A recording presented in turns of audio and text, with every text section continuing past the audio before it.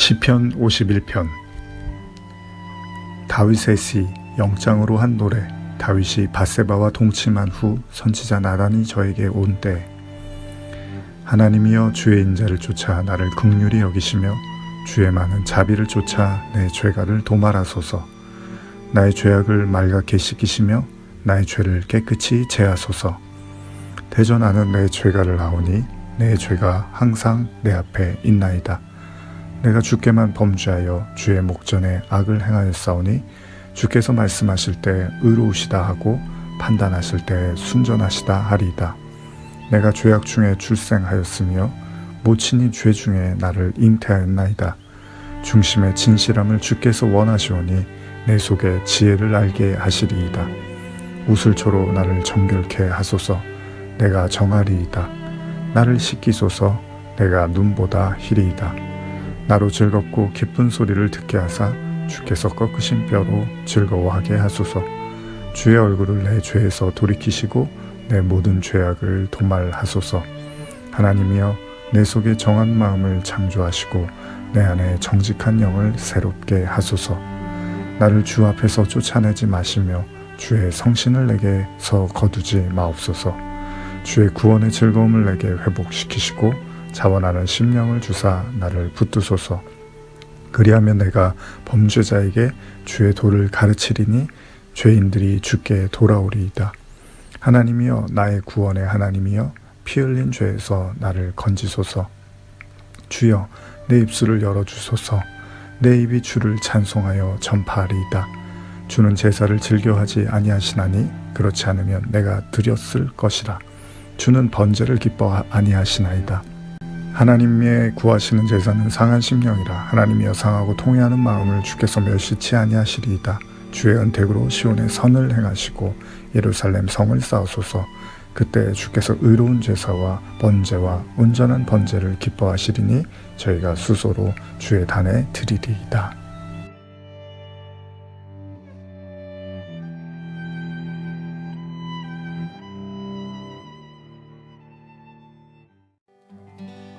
하나님이시여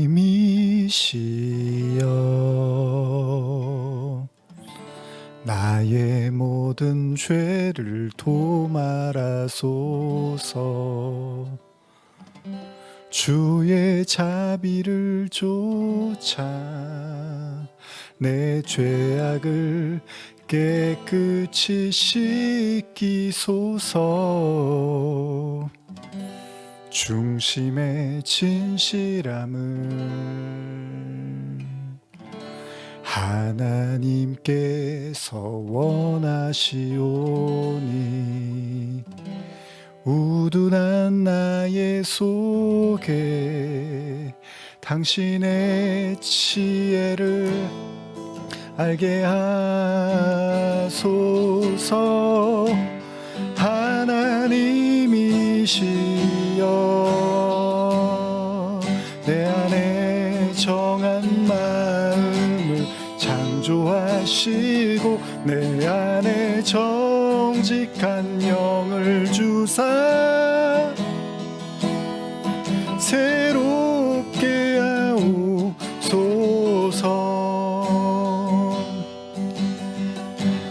하나님이시여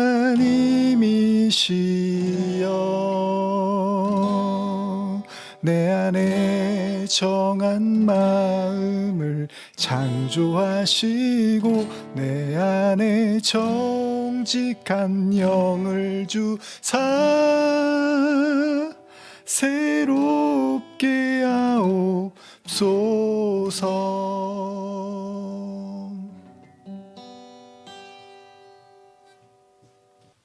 자, 오늘은 수요일을 맞이해서 사무엘하 지난주에 이어서 12장 두 번째 시간 여러분과 함께 나누고 싶은데요. 지금 불렀던 찬양 혹시 여러분들 아시는지 모르겠지만 시편 51편이라는 찬양인데요. 이 시편 51편은 어떤 내용인지 잘 아시죠? 우리가 보통 정결한 마음 주시옵소서 이 찬양할 때도 많이 부르지만은 시편 51편의 내용이잖아요. 바로 다윗의 회개, 다윗이 정말로 절실하게 하나님 앞에 회개했던 바로 그 회개의 시가 담겼던 내용이 바로 시편 51편이죠. 우리는 지난주에 다윗이 죄를 짓고 뻔뻔하게 아무 일 없었던 것처럼 지내다가 하나님께서 나단 선지자를 보내시고 그를 아주 강하게 책망하시면서 그제서야 다윗이 자기가 죄를 졌다는 사실을 인정하게 되는, 깨닫는 장면까지 나눴는데요. 오늘은 그 12장의 이후의 내용들을 함께 여러분과 또 같이 나눠보고 싶습니다. 잠깐 기도하시겠습니다. 하나님 아버지,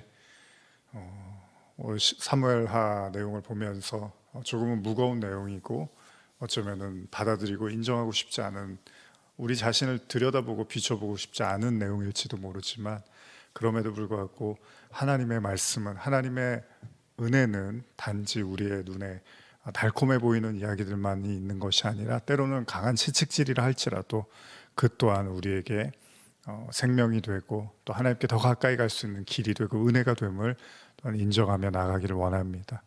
오늘 말씀 묵상하며 또 다윗의 모습을 생각하며 우리 자신들을 또 들여다보며 하나님을 더욱더 깊이 깨닫고 은혜 누리는 시간 되게 하여 주시옵소서. 감사드리며 예수님의 이름으로 기도합니다. 아멘. 자, 우리 현대어 성경으로 오늘도 그 12장 이후의 말씀들을 좀 읽어가면서 중간중간에 또 나눔을 하면서 함께 시간을 여러분과 보내고자 합니다. 사무엘하 12장 13절 이하를 또 함께 현대어 성경으로 여러분과 읽겠습니다. 제가 읽겠습니다. 그러자 다윗이 나단 앞에 엎드려 자신의 죄를 이렇게 고백하였다. 내가 여호와 앞에 죄인입니다. 나단이 대답하였다. 임금님께서 자신의 죄를 인정하고 뉘우치셨기 때문에 여호와께서 용서하실 것입니다. 따라서 임금님이 죽지 않을 것입니다.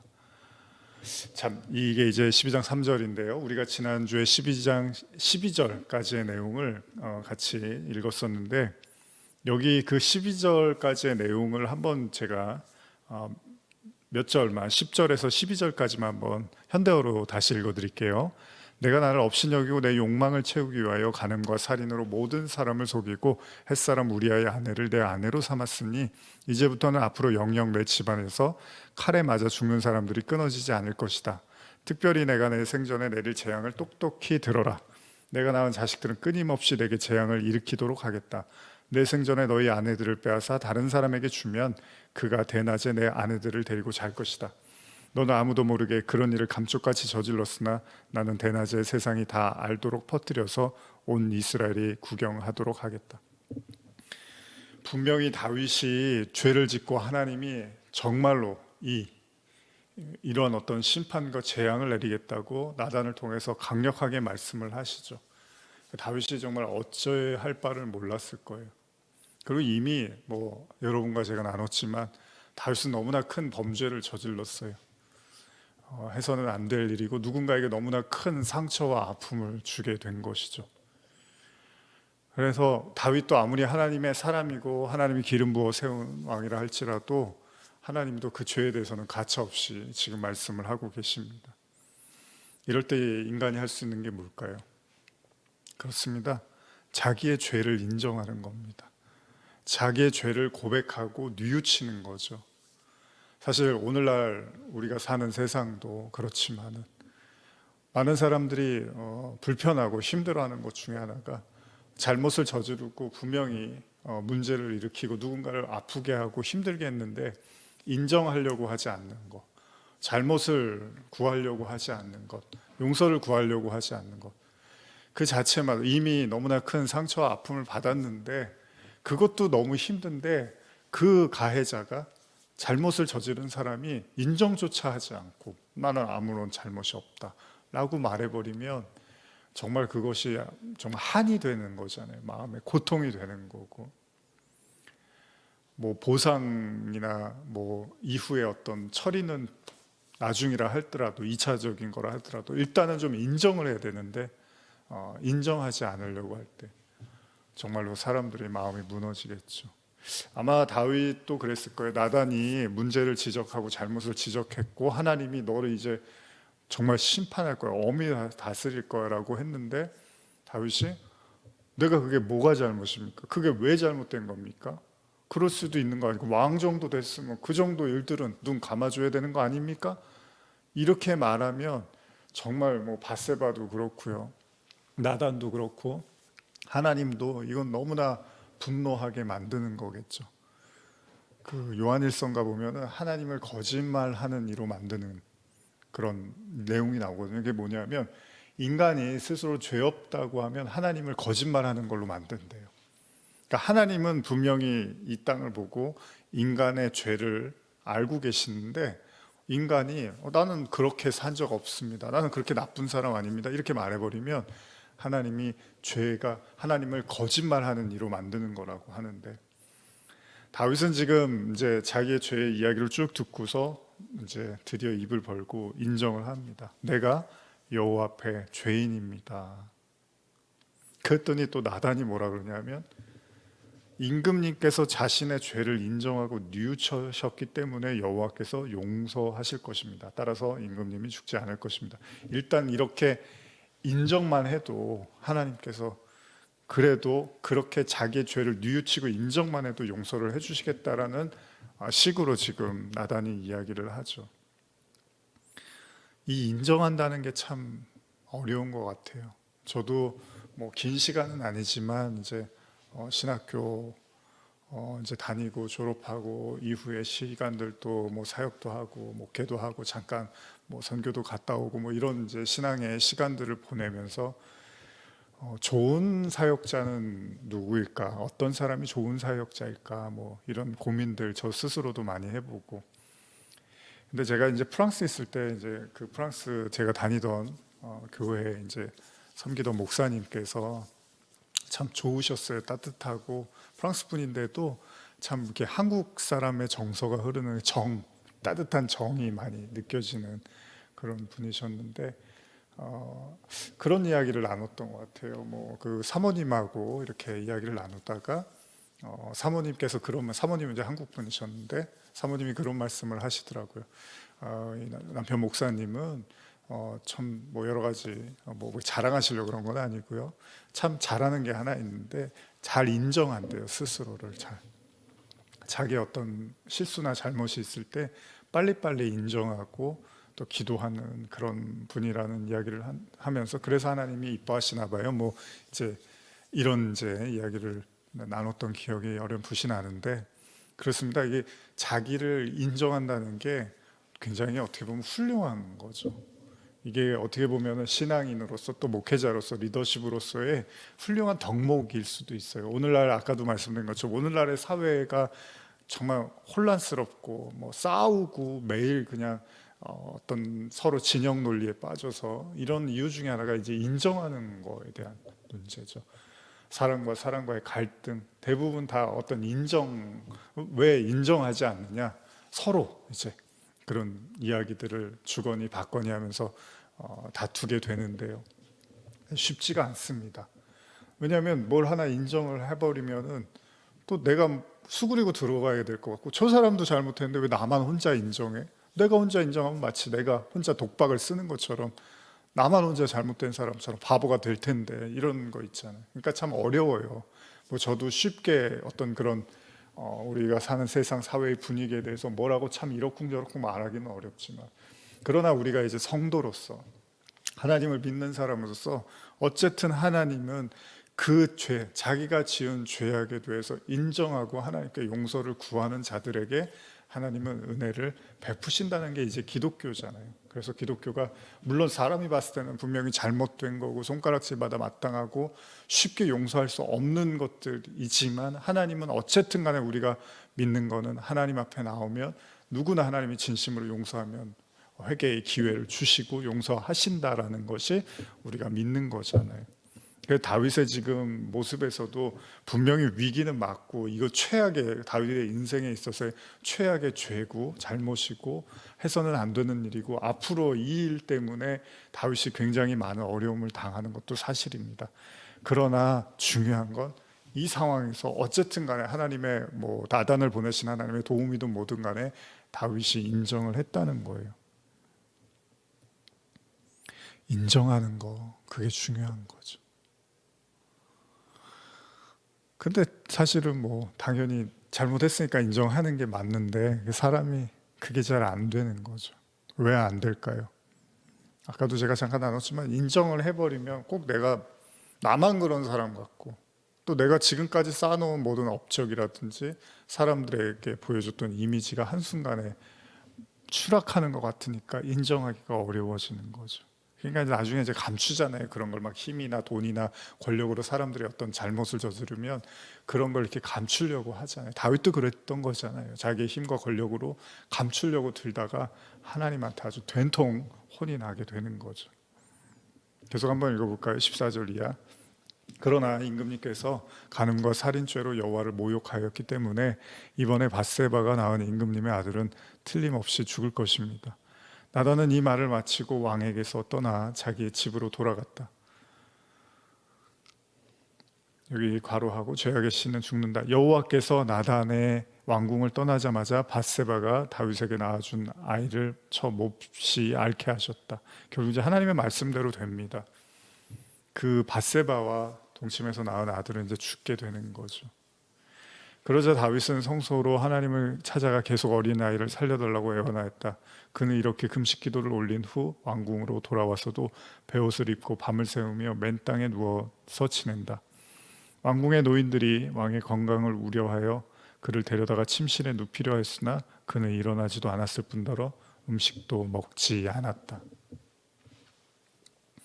진짜 이제 괴로움이 시작이 됩니다. 뭐 회개했다고 끝나는 게 아닙니다. 양심이라는 게 그래요. 이제 이게 내가 얼마나 쓰레기였고 내가 얼마나 나쁜 사람이었고 내가 얼마나 악행을 저질렀는지를 이제 인정하는 순간에 괴로움이 밀려드는 거죠. 그러니까 사람이 뻔뻔하면 그냥 그 양심도 다 팔아버리니까 아무렇지도 않아요. 그냥 인정을 안 하면. 근데 이제 인정하기 시작하면은 이제 내가 한 일이 얼마나 잘못된 일이었는가, 내가 얼마나 큰 짓을 했는가, 나 때문에 피해 받은 사람들을 그들의 고통 생각하면 너무나 이제 마음이 아파지는 거죠. 다윗은 괴로워하고 절규합니다. 이때 지은 시가 바로 시편 51편이죠. 그래서 오늘은 사무엘하를 앞에 시작할 때 읽지 않고 시편 51편을 읽었는데요. 이거를 오늘 여러분과 현대어 성경으로 좀 이 시편 51편도 좀 쭉 읽어가면서 다윗의 마음을 좀 나누고 그렇게 마무리를 해보고 싶은데요. 시편 51편 뭐 유명한 구절이죠. 저도 그렇고 여러분도 한번 이렇게 내가 큰 죄를 졌다고 생각할 때 보면서 참 마음도 공감도 얻고 또 위로도 됐고 또 그러면서 참 내가 정말 하나님 앞에 죄인이구나라는 걸 깊게 깨닫게 해줬던 시기도 한데요. 개역개정으로 제가 한번 읽어드리겠습니다. 여기도 이렇게 시작을 하죠. 다윗의 시, 인도자를 따라 부르는 노래. 다윗이 밧세바와 동침한 후 선지자 나단이 그에게 왔을 때, 하나님이여 주의 인자를 따라 내게 은혜를 베푸시며 주의 많은 긍휼을 따라 내 죄악을 지워 주소서. 나의 죄악을 말갛게 씻기시우며 나의 죄를 깨끗이 제하소서. 물은 나는 내 죄가를 아우니 내 죄가 항상 내 앞에 있나이다. 내가 주께만 범죄하여 주의 목전에 악을 행하였사오니 주께서 말씀하실 때 의로우시다 하고 주께서 심판하실 때 순전하시다 하리이다. 5절을 보면은 이제 다윗의 마음을 더 깊이 엿봅니다. 내가 죄악 중에서 출생하였으며 어머니가 죄 중에서 나를 잉태하였나이다. 앞에 내용들을 굳이 제가 설명 안 드려도 5절에서 이 다윗의 마음이 지금 어떤지가 아주 적나라하게 드러납니다. 자기가 죄악 중에 출생했고 어머니가 죄 중에서 나를 잉태했다. 그러니까 뭐예요? 죄덩어리라는 거예요. 자기가 죄덩어리. 이제 이거를 알게 된 거죠. 밧세바와 동침하고 추악한 죄를 저지르고 비로소 자기를 인정하기 시작하니까 보이더라는 거예요.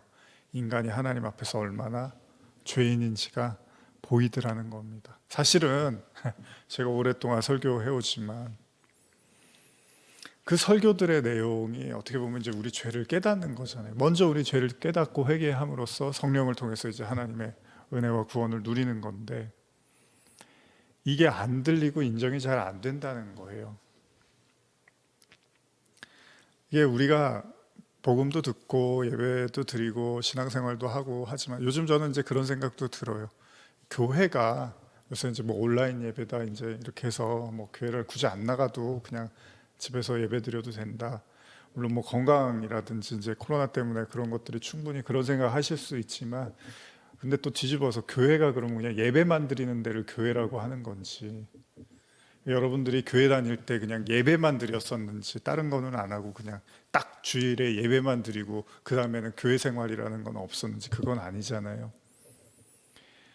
교회라는 것은 예배도 드리지만은 그 안에서 성도 간의 그 교제와 나눔, 때로는 뭐 다투기도 하고요. 그러면서 자기 자신을 들여다보고 아 내가 정말 이렇게 사랑이 부족하구나, 내가 이렇게 사람들에게 참 이런 모습을 갖고 있구나, 뭐 이런저런 것들을 이렇게 그 공동체 안에서 깨달아가고 깨우쳐가고 이러면서 하나님의 사람을 이렇게 성장해 가는 것도 교회의 역할이거든요. 그냥 뭐 단순히 와서 말씀만 듣고 예배 딱 드리면 끝나는 게 아니거든요. 그런 것을 통해서 사실은 크게 깨닫는 게 뭐냐면 죄입니다. 죄. 자기 죄를 깨닫게 되는 거죠.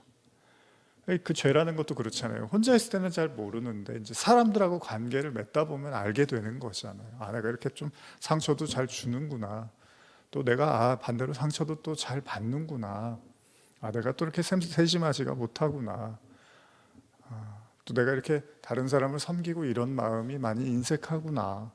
뭐 이런저런 것들을 이렇게 겪어가면서 그러면서 이제 같이 마음을 모아서 또 같이 이겨나가기도 하고 힘든 사람들을 또 격려해 주기도 하고 교회 역할이 사실은 이제 그런 것도 같이 있는 거지. 뭐 그냥 예배 딱 드리면은 교회 다닌다 그러면은 온라인으로 예배 드리면 교회 다닌다 뭐 이렇게는 말하기가 어렵죠. 옛날에는 당연히 신앙이 있으면 그렇지 않으면 이제 교회를 나간다고 생각을 했던 거잖아요. 근데 지금은 크리스찬이어도 나 온라인으로 예배 드려.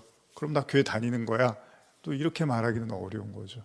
가만히 보면 이제 출애굽기를 보시면은 그 하나님께서 이스라엘 백성들을 광야로 이렇게 끌고 나오는데 거대한 민족을 끌고 나오시잖아요. 근데 그 사람들을 이렇게 광야에다가 이렇게 다 풀어두세요, 그죠? 그 안에서 뭐 하겠어요? 물론 제사 드리려고 하나님 예배 드리려고 불러내시긴 했지만 예배 드리는 시간은 짧아요. 뭐 하루 종일 매일 예배를 드린 게 아니라면 나머지 시간은 공동체의 삶을 살았다는 거죠. 그걸 광야 교회라고 했던 거고요. 그러니까 성도는 물론 뭐 우리가 사회생활하고 하면 사람 만나요. 뭐 일하면서도 만나. 그런데 하나님의 또 목적 교회라는 걸 통해서 하나님은 같은 뜻을 가진 성도 그 구원 하나님 나라라는 같은 목적과 뜻을 가진 사람들의 만남을 통해서 하나님은 서로 깨트리시고 다듬고 이런 과정들을 통해서 성장해 나가게 하시는 거죠. 어디까지요? 그리스도의 장성한 분량까지. 그래서 예수님도 제자들하고 공생애를 같이 하셨던 거죠. 예수님 혼자 다니시지 않았어요. 제자들이 자신의 말을 듣든 안 듣든 이해하든 못하든 간에 또 제자들끼리도 서로 계속 토론하고 나눴겠죠. 예수님이 오늘 이런 말씀하셨는데 이게 무슨 뜻일까? 예수님이 이런 행동을 하셨는데 무슨 행동일까? 그런 것들을 서로 나눠가면서 3년 동안 그렇게 공동체의 생활을 했다라는 거죠. 그러니까 교회라는 것은 단순히 그냥 뭐 예배만 드리는 데를 교회라고 하지는 않습니다. 어쨌든 간에 다윗도 결국은 왕이 되었고 기름 부음 받았지만 이제 깨닫게 되는 거예요. 아, 내가 죄인이구나. 근데 이게 정말 심각한 죄인이구나라는 걸 알게 된 거죠. 이 시편 51편 5절의 고백을 여러분이 동의를 못하고 여러분들이 이해가 잘 안 가시면 아직 여러분들도 그 죄의 의미를 모르고 계시는 겁니다. 죄는 그냥 자범죄라 그래서 그냥 내가 과거에 지었던 어떤 몇 가지 죄를 놓고 하나님 앞에 회개해서 이제 나는 이제 그런 죄는 안 짓고 살아가, 그게 성경이 말하는 죄가 아니고요. 지금 시편 51편의 5절처럼 죄악 중에 출생했고 어머니가 죄 중에 나를 잉태한 바로 그냥 죄 자체구나라는 걸, 그 의미가 뭔지를 알아야 된다는 거예요. 그렇다고 뭐 성도들이 더 큰 죄를 짓는 게 아니잖아요. 뭐 안 믿는 사람은 죄를 별로 안 짓는데 성도들은 막 다윗처럼 그렇게 큰 죄를 막 짓고 매일 사는 사람들이 아니잖아요. 그러니까 의미를 아셔야 되는 거예요. 왜 이런 얘기를 성경이 하고 있고 왜 자꾸 죄 하나님으로부터 인간이 죄로 끊어졌다 이런 얘기가 도대체 무엇을 의미하는지를 그걸 깊이 깨닫고 알아야 되는 그런 과정들을, 그래서 교회가 필요한 거고 성도들의 모임이 필요한 거죠. 결국 다윗은 그것을 깨닫습니다. 한번 계속 읽어볼게요. 보소서 6절입니다. 보소서 주께서는 중심이 진실함을 원하시오니 내게 지혜를 은밀히 가르치시리이다. 우슬초로 나를 정결케 하소서. 내가 정하리이다. 나의 죄를 씻어 주소서. 내가 눈보다 희리이다. 내게 즐겁고 기쁜 소리를 들려주시사 주께서 꺾으신 뼈들도 즐거워하게 하소서. 주의 얼굴을 내 죄에서 돌이키시고 내 모든 죄악을 지워주소서. 하나님만 가능하신 일이죠. 하나님만 우리 죄를 용서할 수 있습니다. 여러분들이 뭐 사람과의 관계에서 잘 넘어갔다 하더라도 하나님한테 받아야 될 용서가 있다라는 겁니다. 그렇다고 또 하나님께 용서받았으니까 사람들한테는 뭐 함부로 해도 되고 뭐 잘못을 인정 안 해도 되고 그건 더더욱 아닙니다. 하나님 앞에 겸손히 그 우리 1만 달란트 비유 그렇잖아요. 그 왕이 빚을 탕감해 줬는데 나가서 그 100데나리온 빚진 자를 막 가서 쥐어 흔들니까 어떻게 해요? 난 너 용서했으니까 끝이야. 그렇게 얘기 안 합니다. 너 다시 와. 너 아직 용서가 뭔지 모르는구나. 너 감옥에 다시 들어가. 이렇게 얘기를 한단 말이에요. 그러니까 이 기독교인들이 욕먹는 게 뭐 하나님한테 용서받았으면 마치 뭐 사람들한테는 뭐 용서를 안 구해도 되고 뭐 잘못을 했는데도 떳떳해도 되고 그렇지 않습니다. 진짜 죄를 깨달은 사람은 그렇게 못합니다. 자기가 하나님 앞에 죄 지은 것을 인정하고 고백한 사람들은 응당 자기가 사람들에게 잘못한 것도 인정하고 고백할 수 있어야 된다는 겁니다. 여러분들이 잘 아시는 10절 이하죠. 하나님이여 내 속에 전황한 마음을 창조하시고 내 안에 정직한 영을 새롭게 하소서. 이제 완전히 새로운 사람이 되고 싶다는 거죠. 나를 주 앞에서 쫓아내지 마시며 주의 성령을 내게서 거두지 마옵소서. 아주 심각한 하나님의 영으로 기름 부음 받다는 것이 그런 의미잖아요. 하나님의 영이 함께하는 사람인데 이제 그 죄가 얼마나 중요한지를 알았다는 거죠. 주의 구원의 즐거움을 내게 회복시켜 주시고 자원하는 심령을 주사 나를 붙드소서. 그리하면 내가 범죄자에게 주의 도를 가르치리니 죄인들이 주께 돌아오리이다. 이제 이런 이야기를 하는 거야. 이게 이 그동안 보는 시각을 그냥 하나님이 기름 부어 세운 사람, 뭐 이스라엘의 왕, 하나님의 정의를 행하는 사람 이렇게만 만들지 자기가 죄를 짓고 나니까 진짜 죄인들에게 주의 도를 가르쳐야 되는 일을 해야 되는구나. 죄가 뭔지를 깨닫고 그 죄로부터 어떻게 하나님께 나가야 되는지를 가르쳐야 되는구나라는 걸 이제 다윗이 보게 된 겁니다. 계속 읽어볼게요. 하나님이여 나의 구원의 하나님이여 피 흘린 죄에서 나를 건지소서. 내 혀가 주의 의를 노래하리이다. 주여 내 입술을 열어주소서. 내 입이 주를 찬송하여 전파하리이다. 우리 주 유명한 구절인데요. 16절 주께서는 제사를 기뻐하지 아니하시나니 그렇지 아니하면 내가 들었을 것이라. 주는 번제를 기뻐하지 아니하시나이다.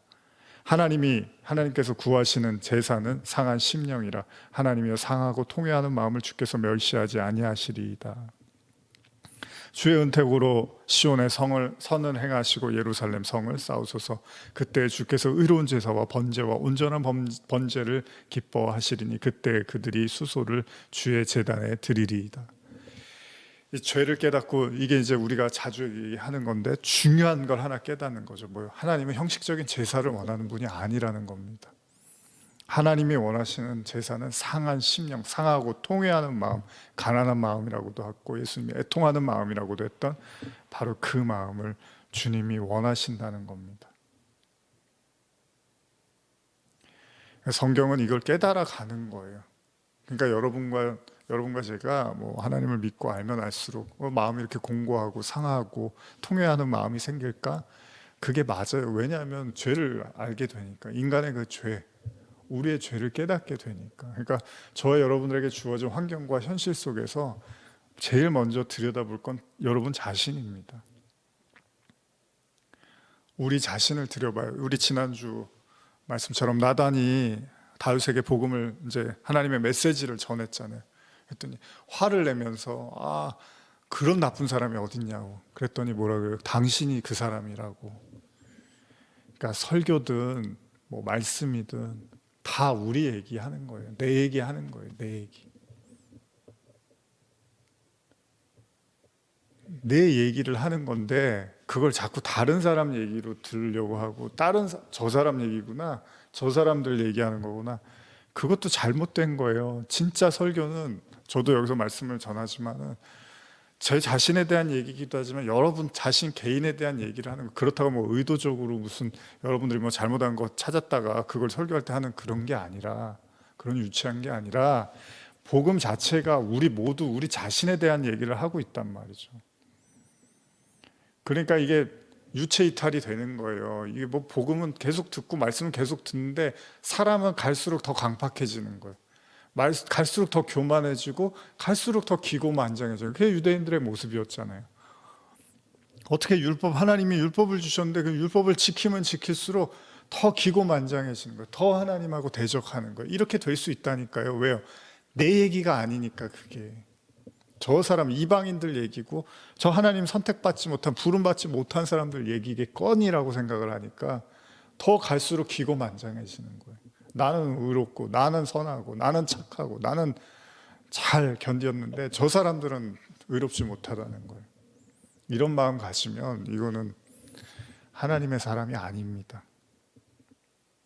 그래서 다윗도 이 과정을 겪게 되는 거예요. 아, 이게 다 내 얘기구나. 이 모든 말씀이 다 내 얘기하는 거였구나. 그래요. 우리 얘기하는 거고 내 얘기하는 거고 제 얘기하는 거예요. 저도 말씀 이렇게 설교하지만 지난 그 한 10여 년 제가 성령의 은혜를 깊이 이제 경험하고, 그때 이제 정말 더 그동안의 삶보다 더 이제 하나님 앞에, 말씀 앞에 깨졌을 때 그 시간들, 제가 말씀을 전하는 시간은 짧지만 그 나머지 시간들은 수없이 제 가슴을 치고 제 자신을 들여다보고 제 한계하고 제 모든 그 죄의 본성에 이런 것들을 들여다보면서 얼마나 많이 깨지고 가슴을 치며 기도하고 애통하는지 몰라요. 왜요? 다 제 얘기니까. 그게 1차적으로는 제 얘기니까. 그러니까 여러분들 말씀 들으실 때도 뭐 여러 가지 말씀, 뭐 좋은 말씀 찾아서 들으시겠지만은 그 중요한 게 뭐냐면 그 말씀을 전하는 사람들이 그 1차적으로 그거 자기 얘기인 줄 알고서 하는 건지, 아니면 마치 이스라엘 유대인들처럼 율법주의자들처럼 나는 아니고 여러분들이 그런 사람이야 라고 하고 있으면 그런 말씀은 들을 필요가 없습니다. 먼저 자기한테 적용을 하고 자기가 그 말씀 안에서 먼저 깨지고, 내가 예수를 죽인 사람이구나, 내가 예수를 십자가에 못 박았구나, 내가 십자가에 못 박여야 되는구나, 이런 자기 고백이 없는 그런 말씀들은 들을 필요가 없습니다. 그런 설교들은 아무 의미가 없어요. 보기에 좋아 보이는 것 같고 그럴듯해 보이고 존경스러워 보이지만 아닙니다. 먼저 내가 먼저 그 말씀이 나한테 먼저 적용이 돼야 되는 거예요. 저도 마찬가지예요. 그래서 수없이 많은 밤들, 수없이 많은 시간들을 가슴을 치며 그 말씀들을 보고 적용하고 들여다보고 또 전하게 되는 거죠. 때로는 그런 것들이 너무나 마음에 무거움이 예전에는 이제 커서 말씀을 전하면서도 참 행여나 이 말씀들 때문에 또 아파할 성도들 생각하면서 얼마나 많이 안절부절했는지도 몰라요. 근데 결국은 그런 모든 것들이 하나님이 우리를 새로운 사람으로, 새 생명으로, 이전 것은 지나갔으니 새 것으로 만드시기 위한 과정이었음을 이제는 아니까 그런 것들을 전하면서 이제 주저하고 더 이상 너무 말씀이 무거운데 어떡하지 뭐 이런 생각은 하지는 않습니다. 그러나 어떤 과정에서는 분명히 그런 생각을 했어요. 십자가를 우리도 져야 되고 우리가 바로 예수님을 죽인 거고 뭐 이런 얘기할 때 누가 그거 반갑게 듣겠습니까? 근데 오늘 다윗도 어쩔 수가 없어요. 아무리 하나님 사랑하고 고생도 많이 했잖아요. 이미 사울 때문에 고생 엄청 했어요. 그런데도 이 과정은 어쩔 수 없어요. 겪어야 되는 거예요. 내가 고생을 많이 하고 뭐 살면서 내가 아픔을 많이 겪고 사람들한테 많이 당했고 그게 중요한 게 아니라, 그렇게 내가 많이 피해 당한 게 중요한 게 아니라, 성경은 근데 나도 그 죄인이구나라는 걸 아는 게 진짜 중요한 거죠. 하나님이 다윗을 사랑하시잖아요. 기름 부으셨잖아요. 그래도 어쩔 수 없어요. 다윗도 이 과정을 겪어내야 되고 견뎌내야 되는 거죠. 그리고 깨닫는 거예요. 하나님은 이렇게 당당하게 좋은 재물 가지고 내가 이렇게 제사 잘 드립니다, 이쁘죠? 이런 사람 하나님이 원하시는 게 아니라 그 자기의 연약함과 죄에 그냥 가슴 아파하고 가슴을 찢어가고 가슴을 쳐가며 하나님을 찾는 사람들, 그들의 마음을 원하시는구나. 그때 비로소 하나님이 제사를 받으시겠죠. 어쨌든 다윗도 이제 하나님 앞에 완전히 납작 엎드려집니다. 그러자 하나님도 다윗에게 은혜를 베푸십니다. 사무엘하 12장 24절 25절 현대어로 읽고 이제 마무리하겠습니다. 다윗이 자기의 아내 밧세바를 찾아가 잠자리를 같이 하고 지나간 슬픔을 위로해 주었다. 밧세바가 다시 임신하여 아들을 낳았다. 다윗은 새 아이의 이름을 솔로몬이라고 지었다. 이제 여호와께서도 이 아이를 사랑해 주셨다. 여호와께서 예언자 나단을 다윗에게 보내어 이 사실을 알려주셨다. 나단은 다윗을 찾아가 여호와께서 가르쳐 주신 대로 그 아이의 이름을 여디디아라고 지어 불렀다.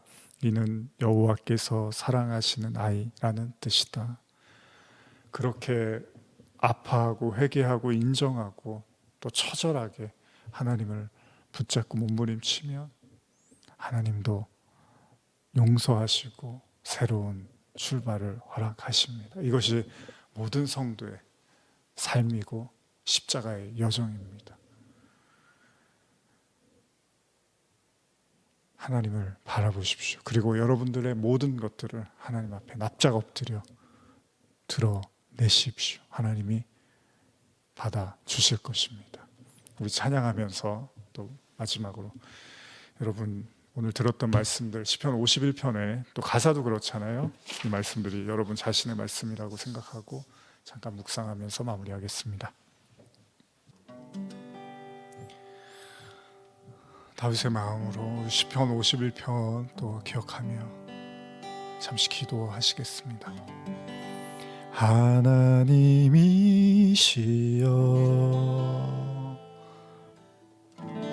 나의 모든 죄를 도말하소서. 주의 자비를 쫓아 내 죄악을 깨끗이 씻기소서. 중심의 진실함을 하나님께서 원하시오니 우둔한 나의 속에 당신의 지혜를 알게 하소서. 하나님이시여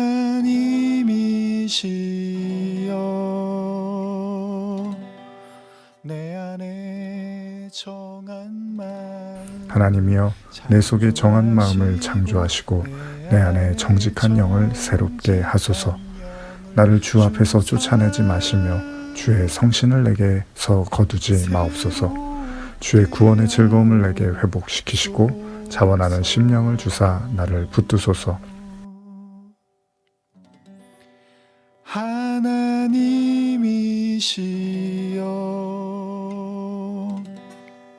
나를 웃을초로 정결케 하시고 주님의 구원의 즐거움을 내게 회복시키소서.